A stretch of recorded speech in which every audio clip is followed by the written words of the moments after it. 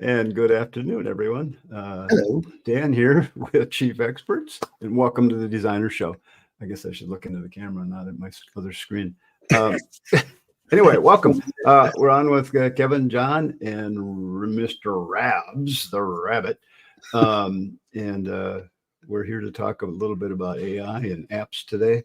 And we're here to hear what you guys are using out in the field for your business as far as apps and AI.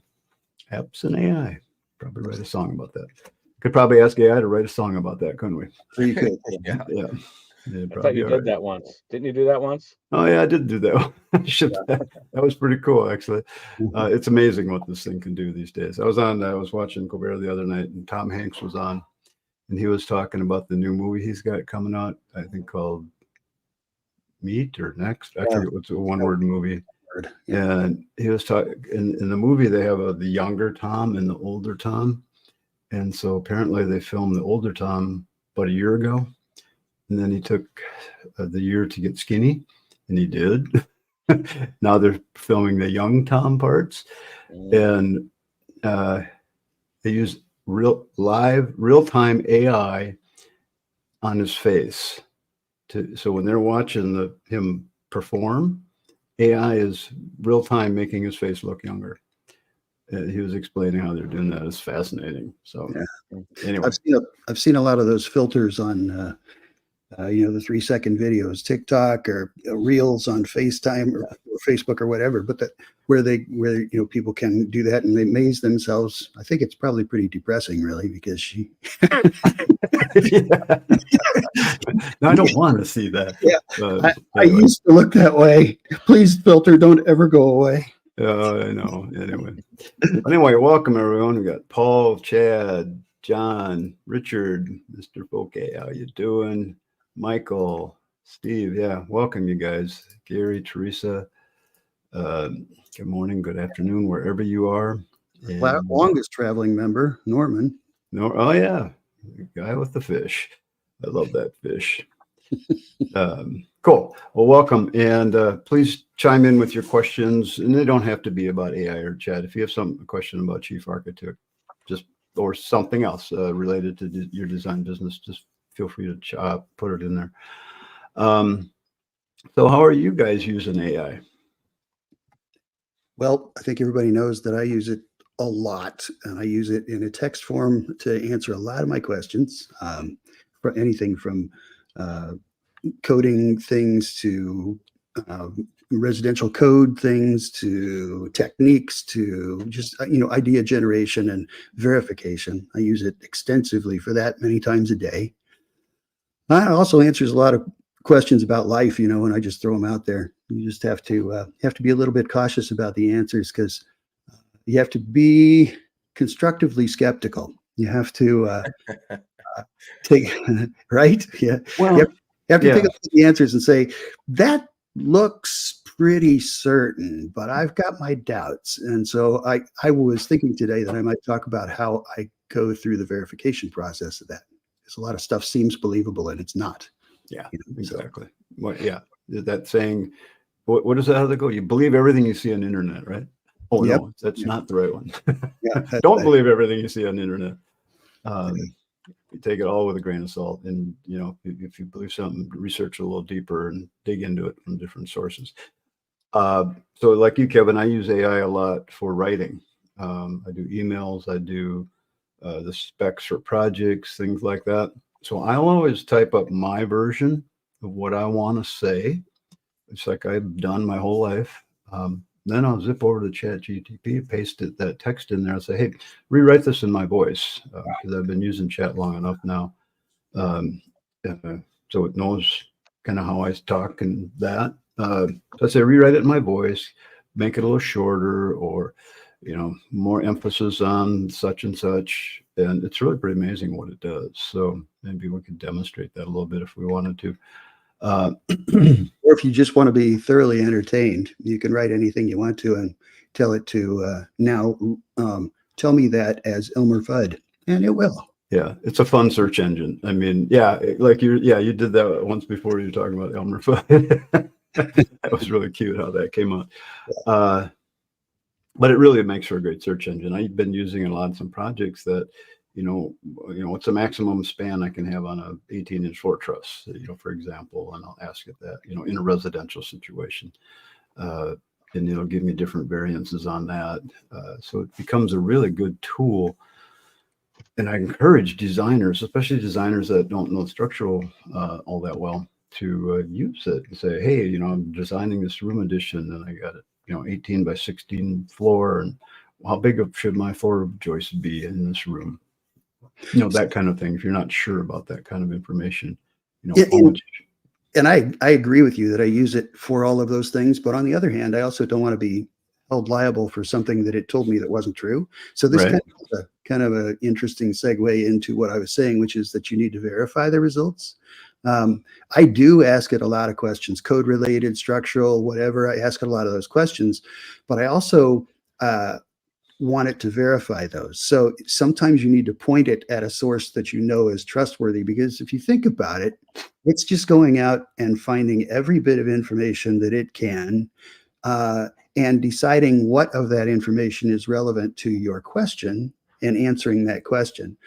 But if there's 10 million pieces of information about that and it needs to give you 3 bullet points back, you can imagine it's not going to go through all 10 million of those. So there's a certain weighting to the results that come back to you, and that forces a certain unintentional bias into the answer. So you could be getting answers that are based on a whole bunch of wrong answers. You could, there are things there that you need to question about that. So sometimes you can then say, use the International Residential Code 2018 to go back and prove to me that this is what the code says, and then it will do that. Okay, Norman, what does AI say your wife is going to say?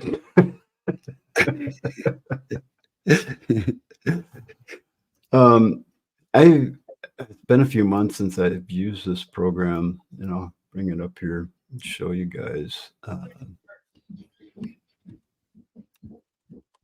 Hang on, John, can you switch to my screen? Or somebody. There you go. I got it. So this is one called AI for Spaces. And now I just opened it up again. I was going to try to throw up a quick plan, and it's like, I don't see where to upload my thing. So anyway, I used it on this one project where I was designing a second floor addition with a little front porch on the front. And I was just goofing around, just seeing what it would do. So it brought up these different ideas. So it's kind of interesting. I mean, this isn't anything like I was doing, but I was just saying, trying different styles to see what it would look like. I said, do more traditional, that kind of a deal. Let's get a little closer. This one, I don't remember what I told it to do, but no, we're not building it like that. See, I just uploaded a black and white line drawing of the front of the building that I was designing. And I said, give me some ideas on how this could look. Oops. Get back to where I was. Where'd it go? What just happened here? Here it is. And this one, yeah, a little more traditional. Again, it didn't really, I mean, it was fun to play with, but it didn't really do much for me. These are different. That's a different project. But I got some ideas. I've done it with other projects too, and I got some ideas. Here's the thing I was just trying to upload, and I just ran out of time here, so I wasn't going to mess with it during this. Anyway, let's switch back out of the StreamYard. So is anybody using apps like that out there? I'd love to hear what you have to say about that. And if you are, Midjourney has a new retexture feature. Midjourney, you have that open? I do, and it's working on one right now. So right, cool. So textures, again, for those of you, when you hear the word texture, think of photograph. Okay, a picture of some brick is a photograph. It's called a texture. They're the same thing. A picture is a texture. That's what CAD programs, it's what rendering programs call that. So I'm in Chief right now and had this little project. I turned off plants because you don't want to see that to prep this for Midjourney. You want to get to a vector line drawing. So this would be like your PBR rendering, but I want to actually get to just a vector line drawing, which means I'm going to turn off color, I'm going to turn off shadows, and probably I'm going to turn off patterns would even be helpful. And you might even turn off like details like the gutters and the ridge cap, ridge trim. Yeah, exactly. The cleaner you can make this, the better results. Rene, do you know why? See how that chimney meets the roof there? Yeah. It doesn't give us a line at the bottom of that chimney. Because I don't have the roof broken around that chimney. So if it was broken around the chimney, it would show up. Don't you think Chief would be smart enough to know that it should put a line there anyway? Yeah, some intersection points like that. Yeah. I agree. That would be nice. Yeah. So if you guys see that, I mean, you can fix that on the layout page if you really want to, or you could draw a CAD line there if you really wanted to. But can't you just put a hole in the roof that's the same size as the exactly. But I was lazy. But again, I see that way too often in my 3D views like this, so it's a little bit annoying. And so then I took it into Midjourney's edit mode. There's a little sidebar that's just called edit, and then in the edit section is retexture. So it prompts you to either upload an image or drop an image in from a URL, and then you can retexture in the edit mode and give it a prompt to do some things. And it's just for idea generation. To me, it's not going to get you to exactly what you want. Right. It's that idea generation thing is really, really helpful. It's creating a lot of before pictures. Right, isn't it? Yeah. I mean, this is a rustical. Well, boy, that's a look. That's kind of cool. What's fascinating about this to me from a rendering standpoint is this is still a tool. It's not ready for prime time, but it's a tool, so I could use it. So I could grab the grass from this, for instance, and paste it into my photo editing software and have that grass in my photo editing software. And maybe that's compelling, right? Or maybe that roof actually looks correct, even though everything else doesn't. So how do you grab components then? I mean, that's where you need to know a photo editing software. I would have to come in here and do a screenshot and come back to my main rendering and stitch that in and put a mask on it and paint everything out that I don't want. So that would be bringing this into Photoshop and masking where we're just taking now a brush and painting out things we don't want and leaving just the grass so that we can drop some other image in here. See how quickly I can do this. My Chief is running slow today. I needed a reboot.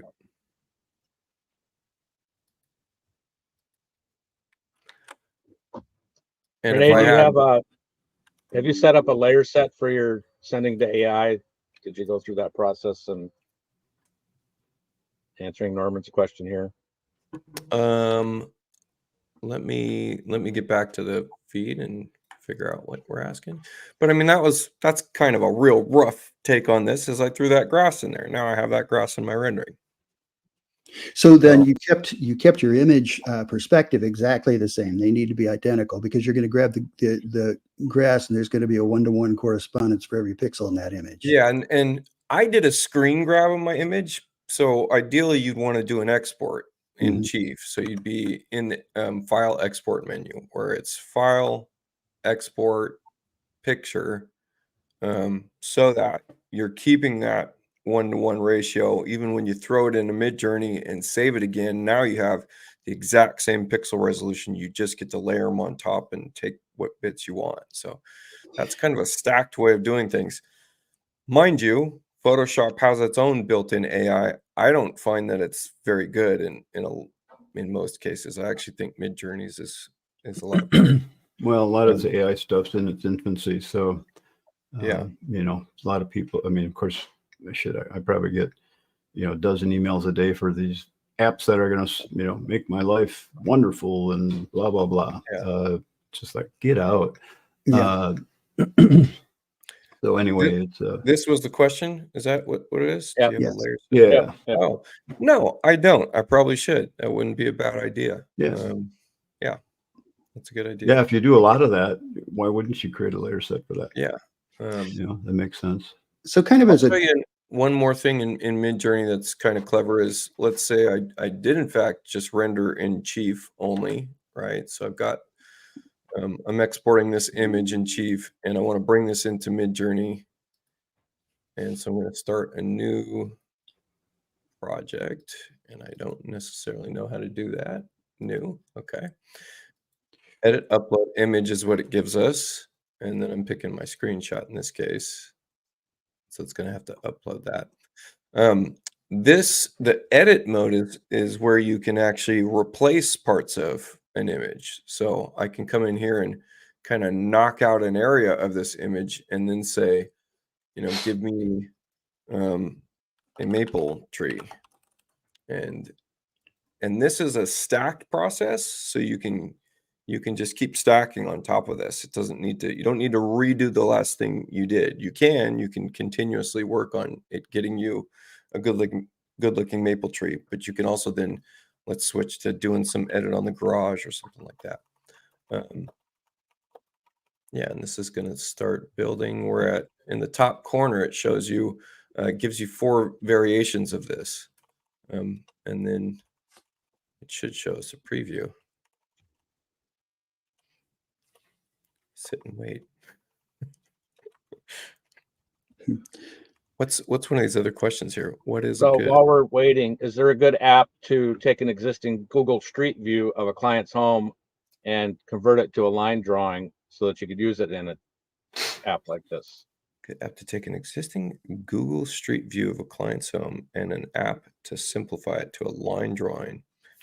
I don't know offhand. I mean, that's, you know, that is something I could do in Photoshop again. They have various find edges tools.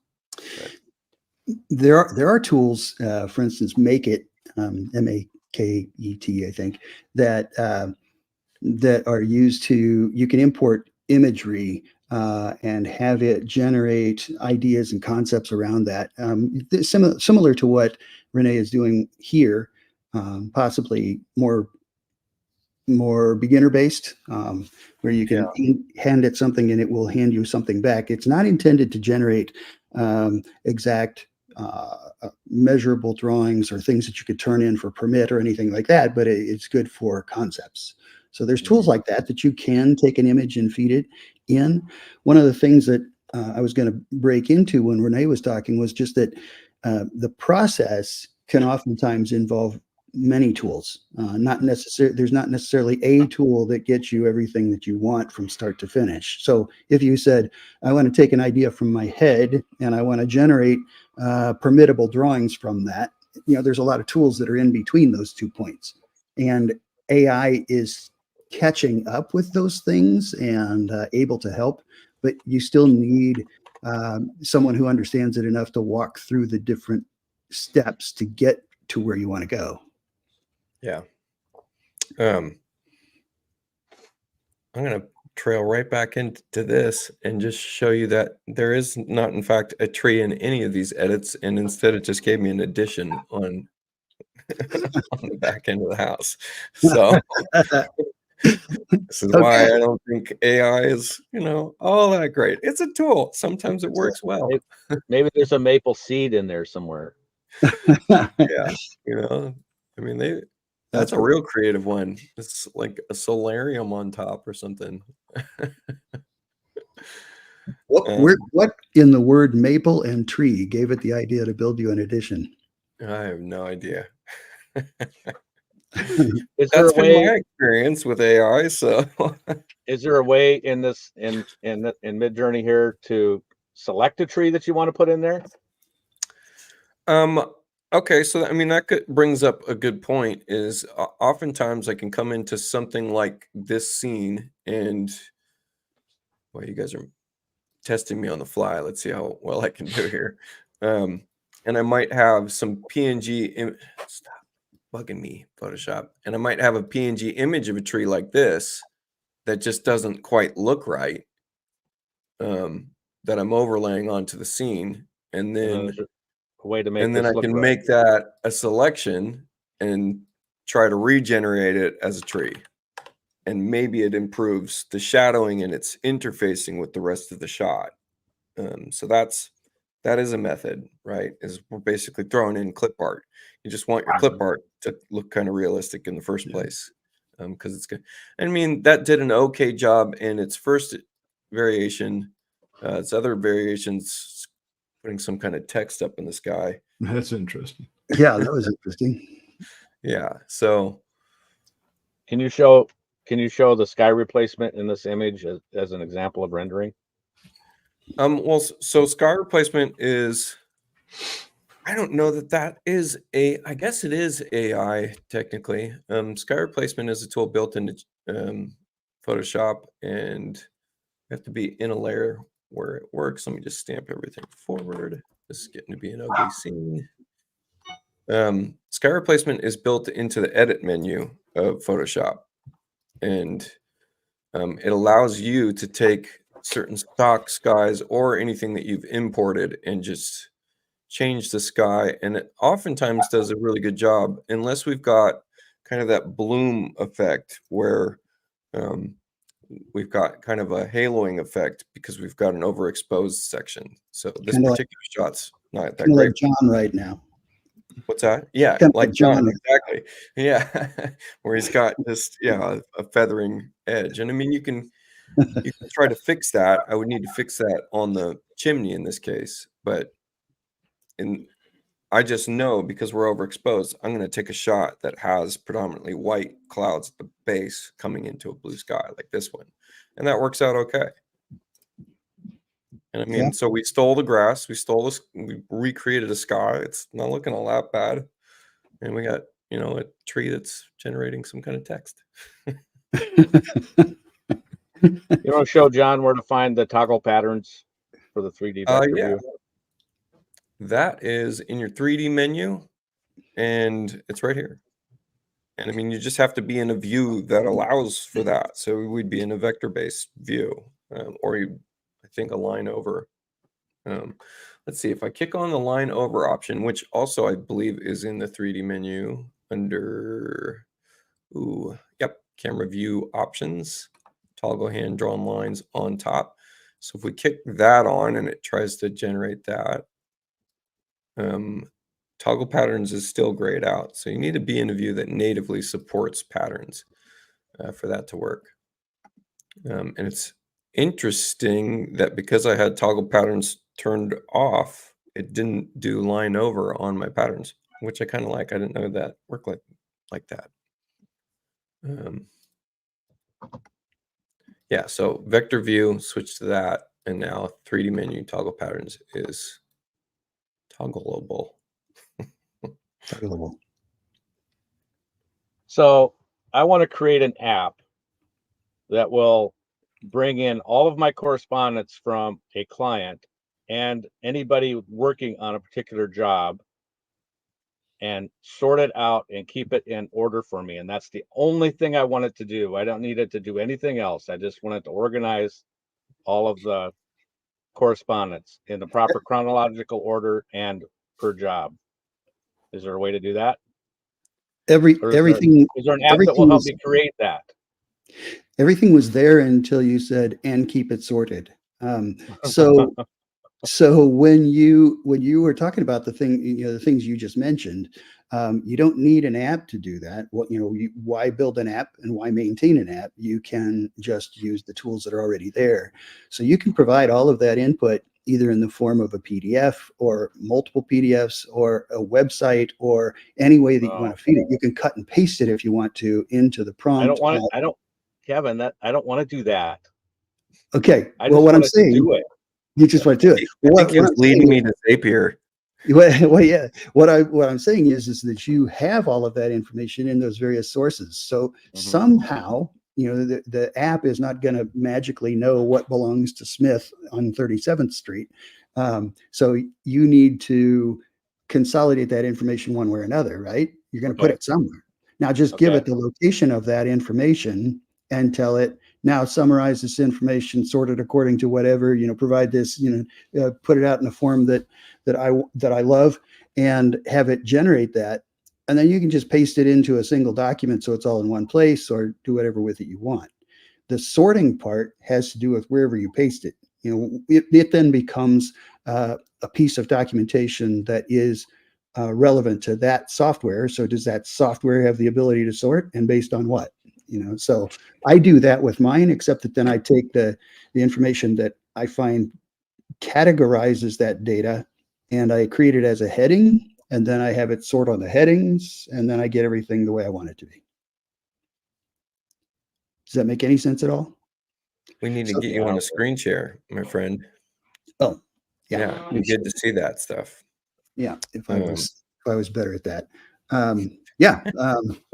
So you're saying I have to copy and paste everything. So if I get something on a text, I have to copy and paste that into same place I'm copying and pasting an email.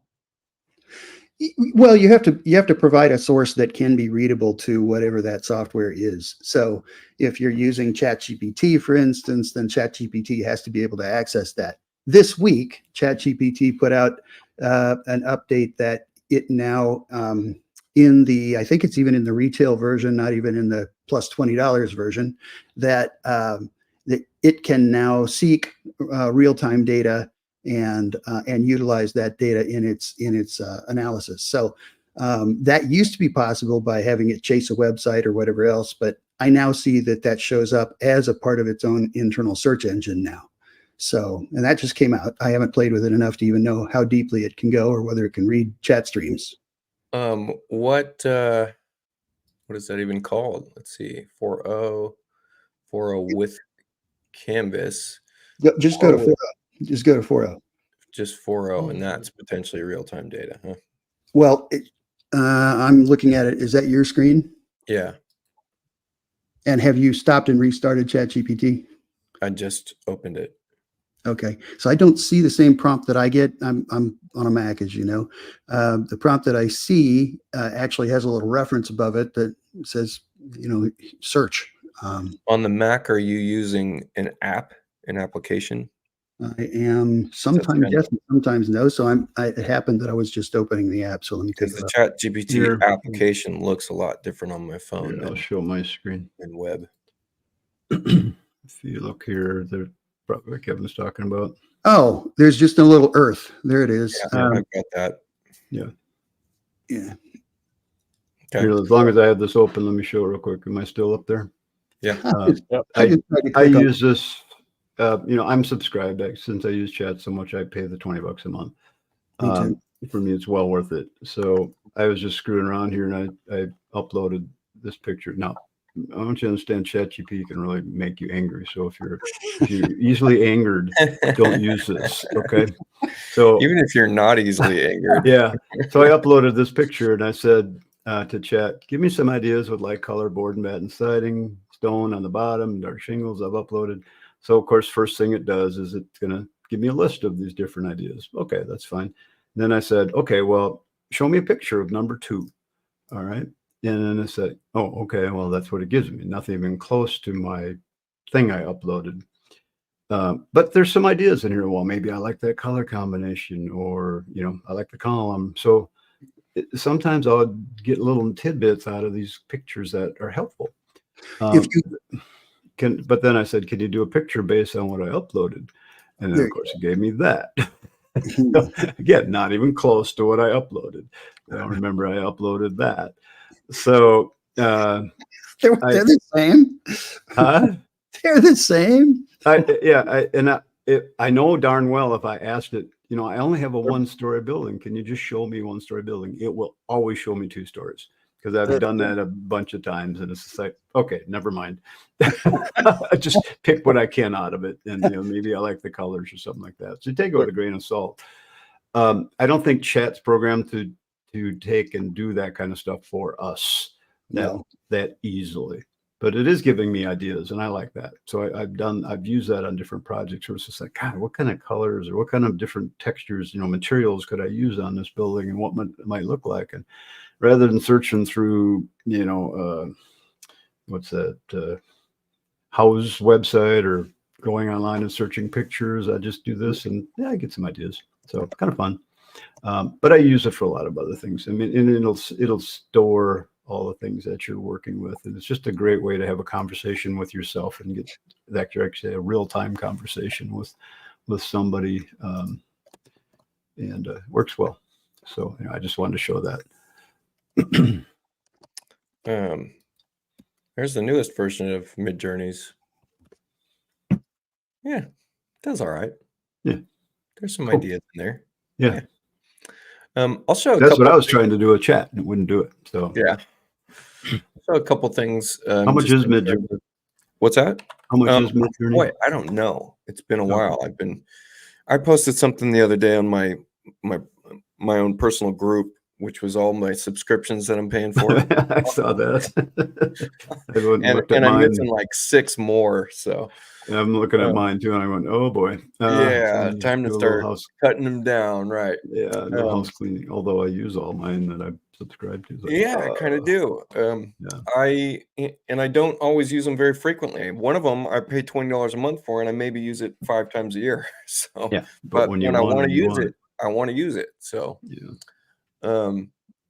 I have custom GPTs in ChatGPT, and I haven't rewritten these to take advantage of the new chat with code thing. So, in case you're doing kind of scripting or something, but one of them is that I'm making trees and plants from my software, so I have an instruction set to specifically spit out information when I give it a generic tree name to give me all the things I need in the order that I need them to input that data back into Chief, so that I'm properly classifying plants. So that's one custom GPT.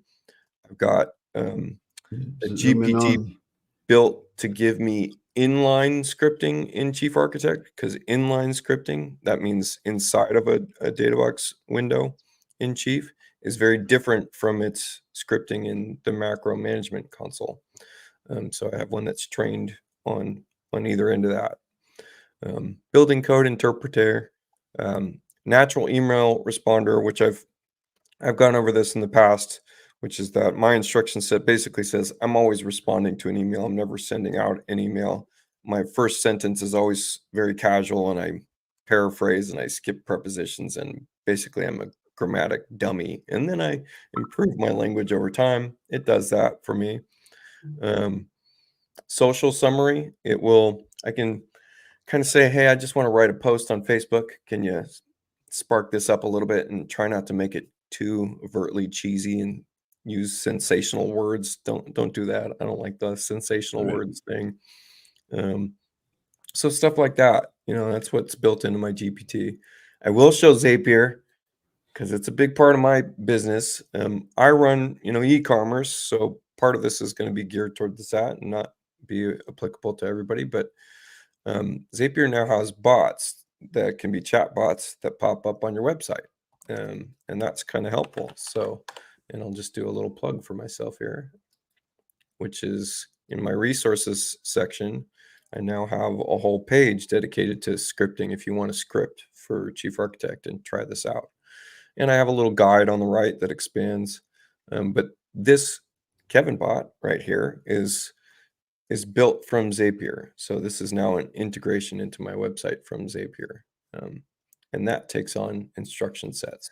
And then other things I do with Zapier, in case you don't know what Zapier is, you can take, there are thousands of applications in the world that can integrate with each other. And what it's doing is I think it's doing a webhook is what it's called, and you can look that up. But say I send an email to a client. If I have my email connected and authorized through Zapier, Zapier could say, hey, when I send an email to a client, put a reminder back in my calendar a week from the day I sent it to say, check up on that email. Something like that, right? So something I have going on is when someone purchases an item from my shop, it automatically gives them access to a forum, which is a different application. All right, so that's something. When someone reaches out to me through email, through my website, it puts them through a call screening log. So now they can call me and I will get it. Not only that, but they'll already be in my phone with their name, number, and notes. So a couple different use cases for this. I know people that use this to generate a bunch of things on business side when you're an interior designer and you've got a lot of back and forth and a lot of intake and outgoing messages and data's coming in from everywhere. You can build a data aggregator similar to what the application Cell does, where if you somehow linked some kind of like WhatsApp or something like that, where you're communicating with a client, but you're also getting emails and you're also getting Facebook Messenger, build an aggregator out of Zapier where it's kind of aggregating this into one location where you can read it all. So There you go, similar to what John said earlier. That's what I was asking for. Yeah. You're Yeah. gonna do text messages too? If you're using an application that has an open text message thing, like you're not going to be able to use iMessages. Okay. But WhatsApp, does WhatsApp have an interface? WhatsApp, I'm pretty sure you can figure out how to do WhatsApp. I haven't tried it yet. Maybe I'll go do that next week we get off the call. Along those lines, actually more along the lines of, for instance, the designer that's gathering information, and there's always a constant flow in or out of said designer's brain, like mine. One of the things that always bugs me is that I have a thought of something and I think I should do that today. So because it's today, I just put it on my calendar for 2:00, and I don't care if there's conflicts or anything else. I'll just throw it out there, put it on the calendar so I don't forget to do it. Right. Then later, I realized that I forgot to do something that was on my task list, my to-do list, that I probably should have done today, but I didn't because it wasn't visible. So I use Zapier to migrate things between my task list and my calendar. So it doesn't matter which place I put it, I can force it to the other location. That means that I can take something that I threw on the calendar at 2:00, push it out to a later date and just put it on my to-do list because I didn't get to it anyway. Or I can take things from my to-do list and say, "Ooh, I really need to get that one done. I'm going to put that on tomorrow at 3:00," and I can move it to the events. There's no interface that I have found between any calendar and task system that allows you to do that. The only way that I've found that you could do that is by using an automator like Zapier. So even though I don't view Zapier as artificial intelligence, it's more of a process tool. It does appear like artificial intelligence. It's that things magically happen. For instance, if I move something from my task list to my calendar, I don't want it still to be on my task list, and vice versa. If I change my mind and want to put it back, I want it gone from that source. I want them to migrate, not just copy. So the idea that tools can copy things and then I can go back and delete them, yeah, by the time I go back and delete it, I've forgotten I was supposed to. So I can use those automation tools to do that for me. And all I do is change the first character in the subject from, using any kind of glyph that I find representative. So I use an exclamation point to indicate confirmed and a question mark to indicate unconfirmed. I use a big X or a glyph. A glyph X, a glyph check mark, or a glyph circle to indicate the status of something. And by using the automator, it recognizes that first character and acts on that. So it'll move it from one place to the other. Another application. Here's a little application that I use once in a while. Show my screen here. Got it. Got it. All right. So I'll get plans from people, and it's just like, okay, install. Every sentence starts with the word install. It's like, come on. Plus, there's a bunch of mistakes throughout this text.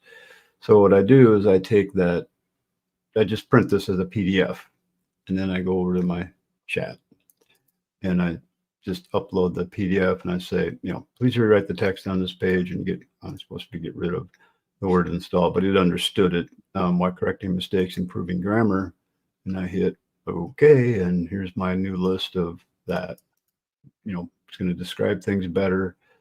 Now I can just copy and paste that back into the plan that I'm working on. So, think about using this, when you're doing your specifications, you're doing, whatever you're writing.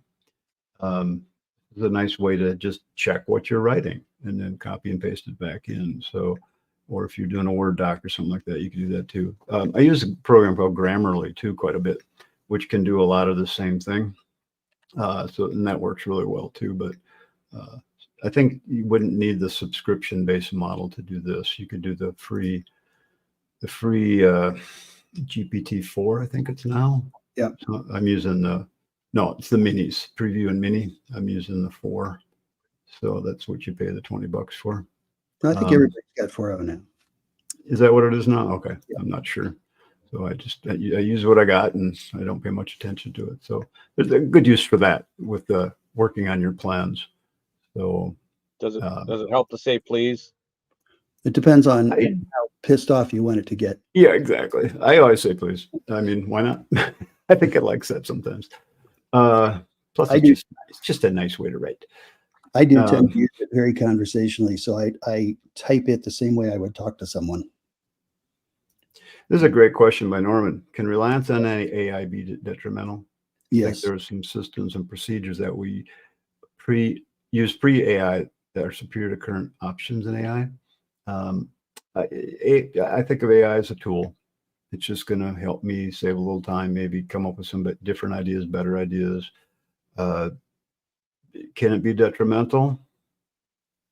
I don't know. The black and white answer is yes. But then again, so has every bit of progress ever done since the dawn of man. So I mean, is an air nailer detrimental to framing a building? Right. Well, it's detrimental in the craftsman ability to use a hammer, so things do change, things change.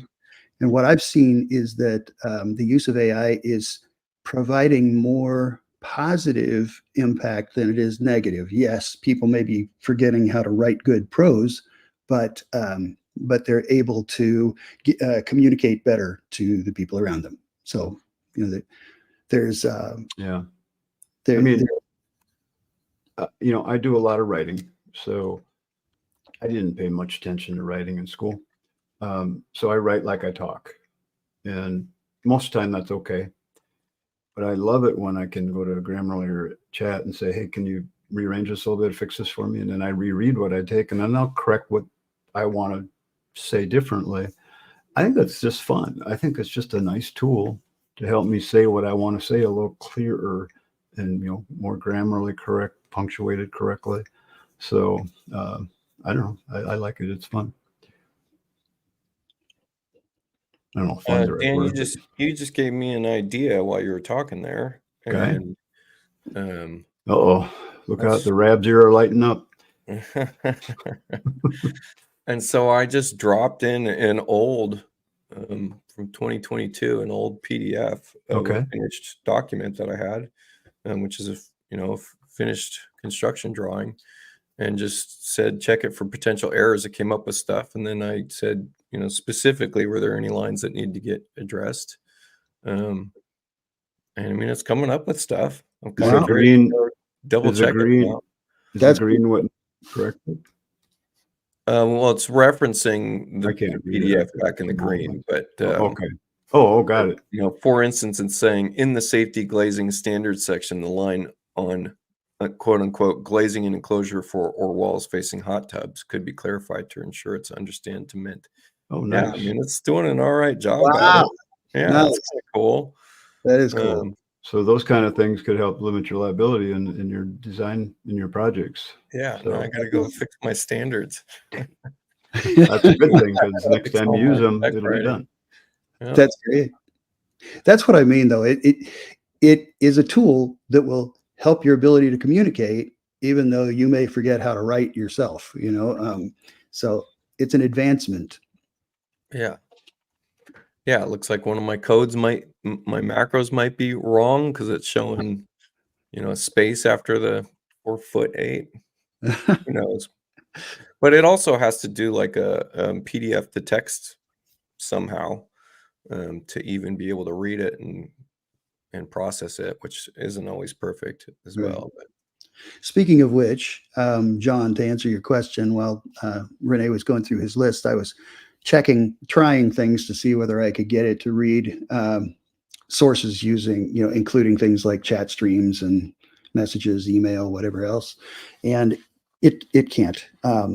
But what it did do is it gave me ideas that said, if you use, again, I'm on the Mac, so I'm sure Windows has a tool like this too, but on the Mac, it's called Spotlight. If you use Spotlight and you just search across your entire Mac for certain things it's looking for, then you can take that resulting list and use items out of that list as input, or generate the list as your document. So there's kind of workarounds to do it, but there's no direct interface to be able to search those things.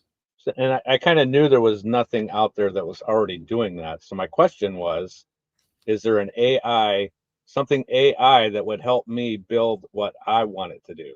I wonder if we take those two concepts of the automator and your desire and look at those like, okay, well, if AI can't get there directly, can you use an automator to extract information so that you don't have to? You were talking about, Right. but I don't want to consolidate it.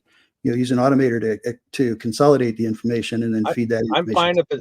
I'm fine if it's consolidated. I just don't want to be the one to be copying and pasting. Right. That's what I'm saying. Maybe the automator. Sometimes I get a text and I'm not in a place where I can do that. Right. No. Right.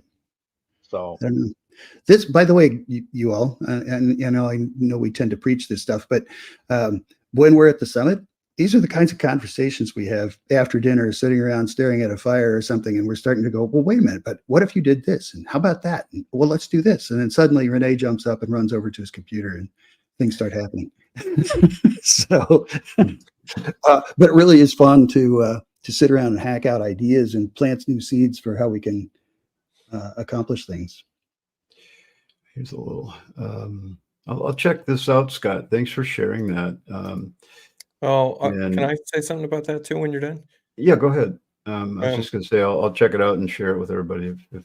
I was on early beta stuff for various different extensions, Chrome extensions for ChatGPT, mainly because their code block window back in the day was really, really small. And so you couldn't even read it without scrolling left to right. And it just broke up the thought process. So I went and found some extensions. I support them. I'm on their Discord servers.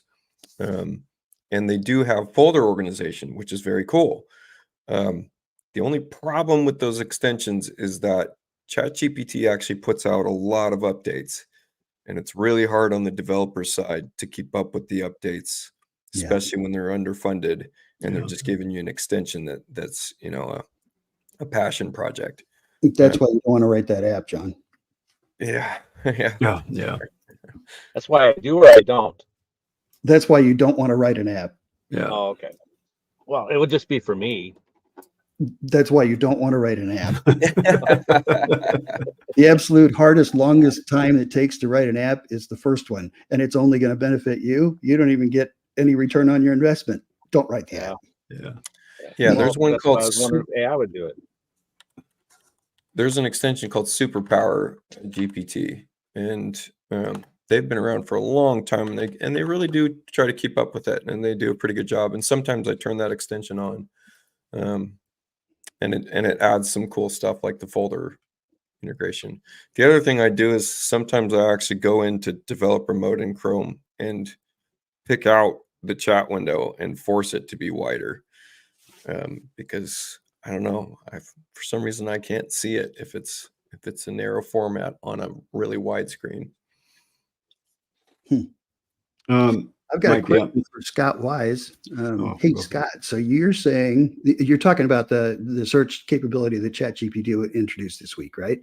And so you're saying they added search finally, and that makes it easier, much easier, you said, to find your related chat topics and organize them into project folders. Because I haven't yet explored that and we've got your attention, how? How are you doing that? Give us a quick pointer that points us to something we can look at on here. And while he's doing that, let me just show you our good buddy Mike M, who's always on our shows, except he's out framing stairs in the rain today. What are you John, doing that for? can you show my screen? Here, I'll get it. He lives in the Pacific Northwest, There right? it is. He's always in the rain. Always in Yeah. rain. So he's just saying, yep, before I went to the job, I did this. So he drew up exactly what he was going to build, dimensioned the heck out of it. I don't know if he pre-cut things or not to go out there, but just, I do a lot of this kind of stuff myself when I'm working on projects, just so I know I'm getting everything in the right place, the right dimensions, everything. So yeah, this is kind of near and dear to my heart. Nice job, Mike. So I said, okay, let's go to chat. And I just said, is this the right way to draw stairs? And I uploaded that PDF, and it gave me a list of, the provided cut sheet, documents, dimensions, and it just gave some tips. I mean, it didn't say yes or no, it's the right way to draw it, but I was just having some fun. And then, do you have any suggestions to make stair building easier? Yeah, use a stair calculator, pre-cut stringers, layout. So sometimes you'll get a little a juicy tidbit in this kind of feedback. Oh yeah, one of those things. Not that I got in on this one, but try it. It's just cool. Yeah, I know It's just another way to talk and get ideas for what you're working on. Oh, there it is. Scott did add something. What's he say? Go up 3. Go up 3. This is the link that he gave us. I didn't see that link. Yeah. It's this one So right it's here. an app. That's his response to your question. Yep. Oh, nice. Okay. Okay, cool. Yeah, I haven't looked at any of that stuff. So Thank you. I'll check out what he loaded there. And again, speaking of the summit, as Kevin was doing before, if you go over to Chief Experts Academy, there's still space available. And it's the first thing here, just learn more about our summit. If you're considering going, you probably don't want to wait too much longer. We are filling up. And if you scroll down, there's a ton of information on this page. So if you're serious and you want to learn more about it, please go here and watch some of the videos, read the comment, the text and stuff, or give me a call. I'd be happy to discuss it with you. But if we get down to the bottom here, we'll see we got 3 rooms left on the main level. We got a couple of shared room available here, and everything else is full. And then our second house, we've got some space available. So we do cut it off at about 34 people. So if you're thinking about it, please let me know. I'd be happy to hold the spot for you if you need a little time, or if you just want to talk about it, let me know. So it's coming up fast, and we're really looking forward to it. We've got some new things coming this year that we're going to have a lot of fun with, and AI will be a part of that. So if you have any questions, you know where to reach me. What else you guys? Rene, Or John, or Kevin, or Rene, or Robin, who isn't here today. Cool. What else we got? 5 minutes. You got to fill the air. What did I think of? Was talking about? Primitive AI. Yeah, I'm Turn my checking that camera out. off. Oh, so one of the things that I wanted to pursue, because I figured it'd come up in this conversation, is how secure are our futures? How secure is the future of those of us who do architectural design, interior design, building, construction documents, whatever it might be. And so I kind of was chasing around to see whether there's anything new and different out there that was going to blow me away. Is that what that big glass ball was you had out the other day? Yes. Yeah. And so what I found was that there's still nothing out there that satisfies that path all the way from concept to completion. There are things that are getting better at generating pieces of components of that workflow. But as Rene has yelled since somebody spelled AI, is that it's just a tool. It will help you. It won't replace you. And that Right. Dan has said the same thing. That continues to be true. However, the one thing that I'd say is embrace it, because AI is a part of our lives and is not going to change. Yeah. So embrace it, figure out how to use it, but it is a tool. It is a tool. And, on that line too, you make yourself a better designer, a better communicator, a better salesperson. Learn those things, if you take professional sales classes, it'll help you become a better communicator, especially in the design business. If you know how to sell stuff, you'll know how to ask clients the right questions in that design process, because that's really what we do all day long is we ask questions. And when you're working personally with a client on their project and they have you to communicate with and you're asking the right questions to pull the information out of their brains, AI is not going to replace that in my estimation. I don't have a crystal ball, but I think we're going to be just fine. So, until AI can make a robot that can build a house, I think we're okay there too. Yeah. Speaking of which, though, have you seen the really incredible advancements in the what do you call it, 3D printing of the houses? Yeah. I saw one the other day. I was just shocked at how cool it's getting. These giant cranes that are building pretty large structures. With all the They've got wall some that are like the big single arm ones that are Yes, just yeah. fully articulating. Yeah, Yeah. I've had conversations with someone that's working with that. And it's, instead of it being a big blob and looks like somebody put together Play-Doh, these things are sort they're of improving. drawing like horizontal trusses that are stacked up in just the thickness of the bead of the goo that they're putting down, and they give you room to do everything from wiring to piping to insulation to everything else. Pretty cool stuff. Someone just asked a question. Didn't I see that? What is this? Find the repetitive task of placing them while setting up interior elevations. The repetitive task of placing them onto layout sheets rather time consuming. Is there an AI driven solution? No, there's a programmatic solution to that. Yeah. Which is, so I guess I can, what do we have? 2 minutes? You got a couple minutes. You can show how to replace, how to add views to your pages. There are techniques you can use in Chief that do make it easier. I mean, it's still, if you got a good model and you got everything right, bottom line in my world now is I create all my views and then I go add them to the layout by just changing what's in the viewport. I copy the viewport, change what's in it, copy the view, change what's in it. So I'm not going back and forth to the project all the time. There's a number of ways you can do that. Yeah. Right? Yeah. So from that point of view, Chief's done a great job. Go ahead and show away, Rene. We're waiting on it. Depending on how standardized your drawings are or your views are. It's important that you learn to use the project browser to make this happen. So if you're not using the project browser, or not, yeah, I agree. I'm with Rene on that one. I use it big time these days. Yeah. So, I use it for everything. I send a view to layout here, and then, oh man, some squirrel is having fun on my roof. And now I'm going to copy paste it. This is a layout box. So this is what Dan, you call a viewport. I call it a viewport. Yeah. Viewport box. Layout box. I copy paste it, drag up my copy, and then I'm going to use the relink layout box. I'm going to link it to some other elevation. And this other elevation might not be centered on that viewport layout box. So if I want it to auto center, I could uncheck this and it's going to figure out how to recenter that view.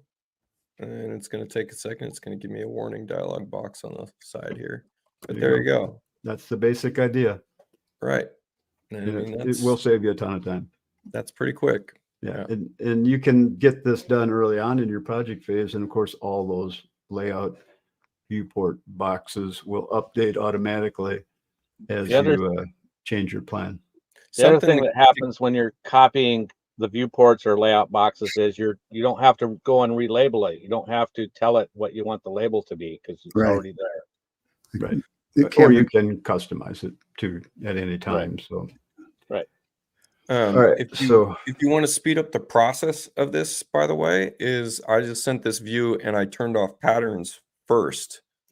And now it's not creating all those extra vector lines Yeah. so that I can go and pick something else, and it will speed up that relinking process just a little bit, a few seconds, and then go in and toggle patterns again and update the view later on once you've kind of established how everything's going to line up.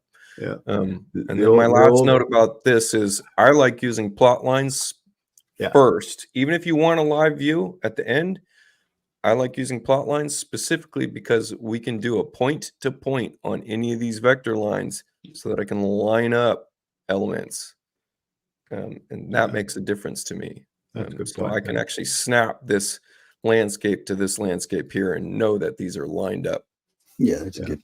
and then switch it to live if you want. So back to, not sure who this is, but the early days, I harped on never sending a planned layout more than once. And that's so true. We'll keep harping on that because that's true now more than ever. It used to be the plan view, the floor plans, you never send more than once. Now it's any view. You send one view to layout, and you can then just use this process. Or you could even have cameras saved in your template and those views ports boxes saved Just on the populate, layout. And they'll update automatically. And then you just make a few adjustments here and there, and that works really well too. So there are ways to make this a lot faster. I also do the other thing I harp on all the time is never draw anything more than half of anything in your plan. So make sure you use the reflect about to make mirrored copies of your things. I was working with You wanna someone the tackle that, other day. Rene? Right, what did You want to Ken? send 4 internal room elevations to layout? Oh, that's So going it to take a works little more well. time than we've got. Yeah, we're done here. So It'd be like another 10 minutes. for internal. Oh, well, yeah, you could just click on a room and drop 4 cameras in all at once. That's that one where I have a macro in the plan view name, Oh, and yeah. it automatically relabels them all. The other thing is if you can click on multiple elevation cameras, and you will see a send to layout button on the edit toolbar, and it will send those one after the other to the layout page. So that's another way to do it. But I still like the update viewport method better. Kevin, you were saying something, I think. Oh, I was just talking about the surprise of the tools, the philosophies that hold over time, and to keep remembering and reflect about. I was working with somebody the other day that's been using Chief for probably 5 years and had not known about the reflect tool. That was an eye opener. That was a big one, huh? Yeah. I I use just that saved him. tool thousands of times a day. Yeah, right. I set up a keystroke RA, reflect about. So Yeah. when I want to make a copy of something, I hit Control C, RA, hit the center point, done. So I've made my Control C the keystroke for that too. So, all right, you guys, we're done for the day. Thanks for being here. And everybody on the call, thanks for being here. Reach out if you have questions. We're all here to help you and what we do. So see you guys. See you next time. Yeah. Bye now.